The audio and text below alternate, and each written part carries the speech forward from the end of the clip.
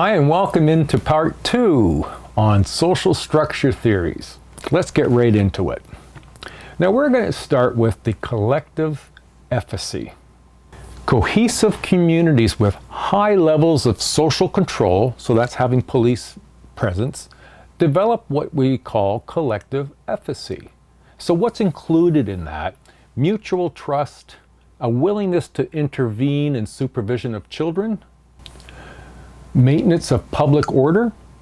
It includes the use of various agencies and institutions of social control. Socially disorganized neighborhoods are in contrast. Cohesive neighborhoods with high levels of social control develop and maintain collective efficacy. In socially disorganized neighborhoods, efforts at social control are very weak.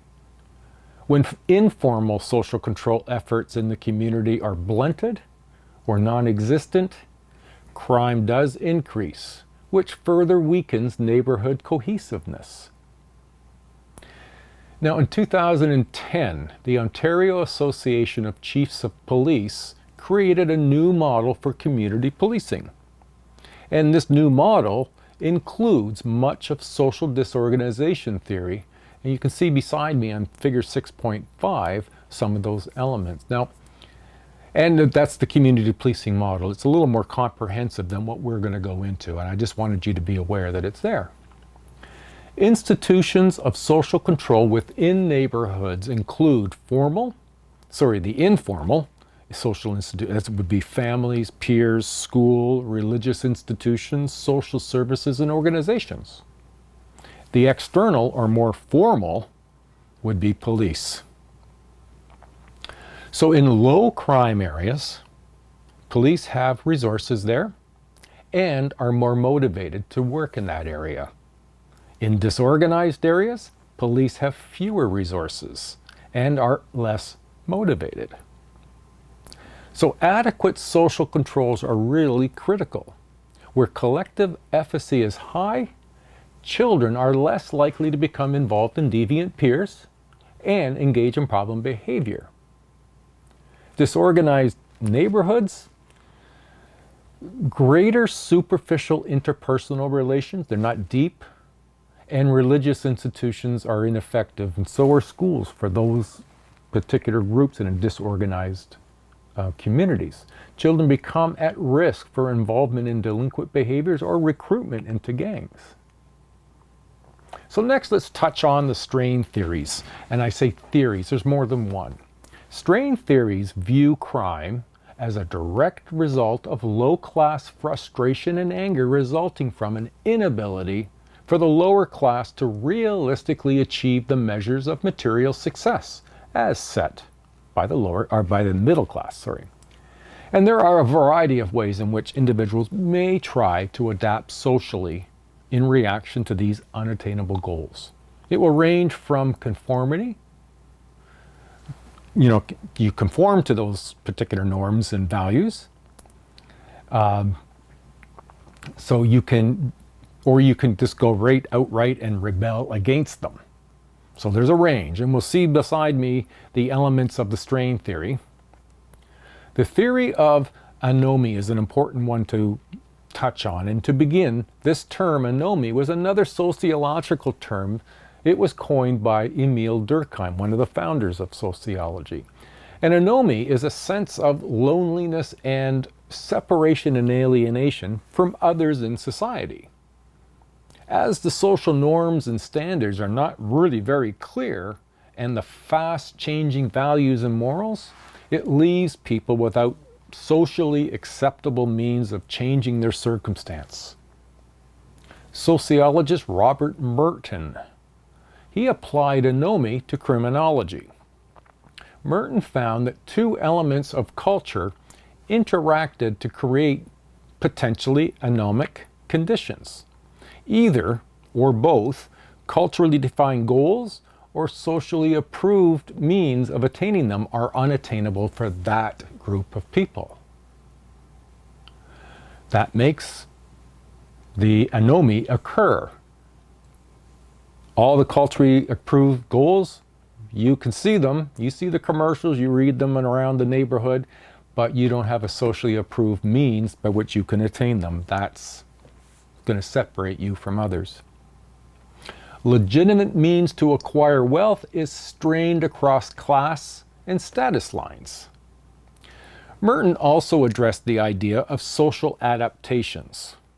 People develop adaptations to deal with their own concept of society goals and the means to attain them. Now, as mentioned a tad earlier, it can range from conformity, innovation, ritualism, retreatism, and rebellion. Check these out on page 137, 138. So we'll move into the larger theory of strain theory. It's called the general strain theory, or GST. And it helps to identify individual level strain influences. GST tries to explain why persons who feel stress and strain are likely to commit crimes. Well, the general explanation of crime rather than one focused on lower class and criminology. So the author of this, Robert Agnew, suggested that criminality is a direct result of multiple sources of strain. It's negative affect states. Now that can include anger, frustration, adverse emotions produced by a variety of sources of strain. Now the strain sources can include, let's see, failure to achieve positively valued goals. Now here, when someone, a youth, desires wealth or to be famous or successful, however, they lack the resources, money, education, therefore they may turn to crime.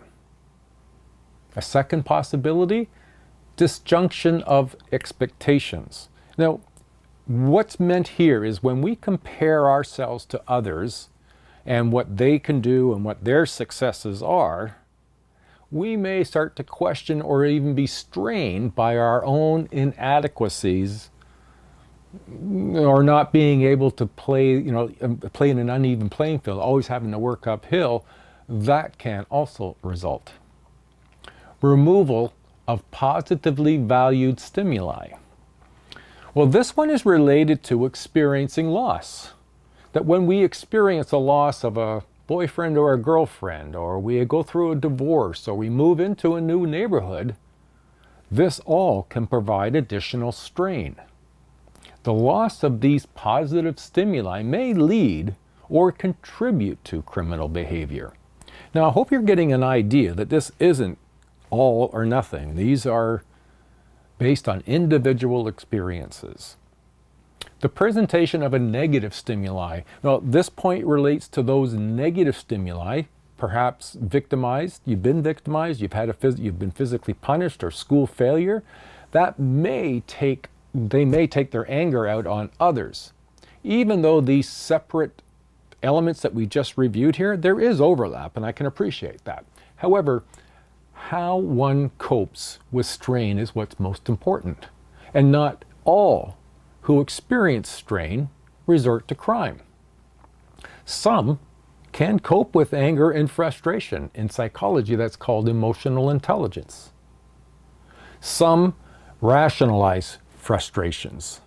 So for example, if I'm rationalizing a frustration about getting a good job and I didn't get it, I might say, well, that's just not that important to me.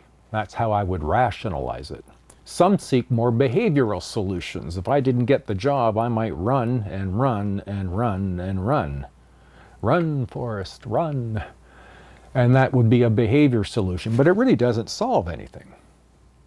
Some traits make people particularly sensitive to strain.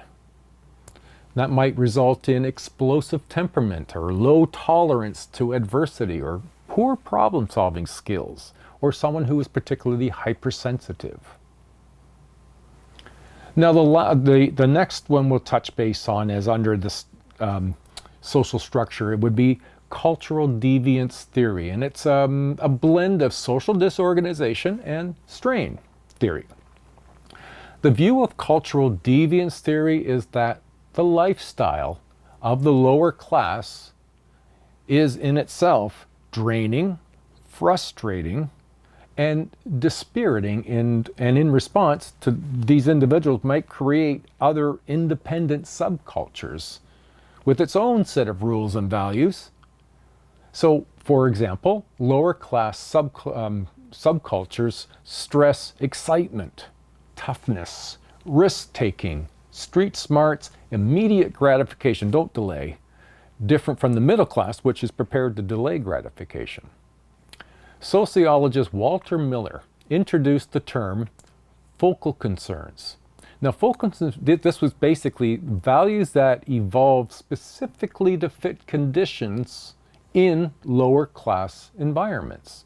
And this is where this toughness, street smarts, and autonomy are really important. And by holding onto lower class focal concerns promotes illegal and violent behavior. The theory of delinquent subcultures, this theorist, Albert Cohen, he developed this theory of delinquent behaviors of lower class youth is a form of protest. It's a protest against the values and norms of the middle class. When the social condition limits or prevents people in lower class from achieving success in a legitimate manner, status frustration occurs. It's a form of cultural conflict experienced by the low-class youth. Social conditions prevent them from achieving society's definition of success legitimately. And as a result, it can translate into youth joining gangs as a result. Now, something that works against lower-class children and youth is what's known as the middle-class measuring rod. And really all that means is that the standards that the authority figures, teachers, employers, and others that are in a position of authority, typically members of the middle class, use to evaluate lower class youngsters and judge them negatively because they're not measuring up to the middle class standards. Delinquency is caused by frustration and conflict when lower class youth cannot meet the standard. Negative evaluations, poor achievement in school. I spent a lot of years hearing that I wasn't that bright. Become a part of the person's permanent record, but also a part of who you see yourself as being, which often prevent future advancement. Now, Cohen also suggests that one approach for lower class boys who are rejected by the middle class decision makers is the formation of what's known as deviant subcultures. So let's look at what they could be. The corner boy. Now, the corner boy is the most common deviant subculture to this sort of rejection. They just stand in the corner and observe what's going on and make comments to people as they pass. The college boy, now this is the embracing of the middle class. It's an acceptance that it exists and I will try to do it. And then the delinquent boy adapts the norms and values opposed to those of the middle class. A particular subcategory of cultural deviance theory is a theory of differential opportunity. Differential opportunity posits that lower class youth whose legitimate opportunities for achieving the standards of success set by the middle class are limited and can turn to gangs and pursue criminal careers as their alternative means of achieving these goals. Now, if they believe they have failed in society, they seek alternative means of success, such as crime. May join a like-minded peers and gangs even, and even the opportunities for success in criminal careers is limited, especially in socially disorganized areas. Now, due to the differential opportunity, youth are likely to join one of three gangs. Might join a criminal gang. Now, these gangs are usually developed in a more stable neighborhoods with an environment set for success of criminal enterprise. Recruitment of youth and teaching criminal behavior can occur within these disorganized communities. Conflict gangs, as the second group, develop in communities which have no legitimate or illegitimate opportunities.